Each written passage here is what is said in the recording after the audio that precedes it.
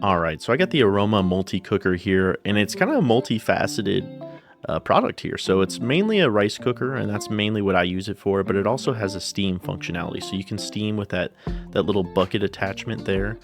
But it comes with a few things: a measuring cup, the actual spoon slash ladle for rice, and then the actual product itself. Now it's super nice. I'm kind of giving a demonstration of the white rice that I would actually make, or Mexican rice rather.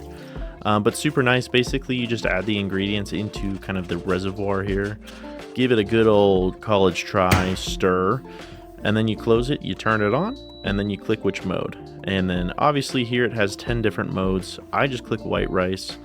Seems to give me kind of the best layout, but if you wanted, different types of rice, you could do that. Or if you wanted to cook it faster or slower, you could also do that.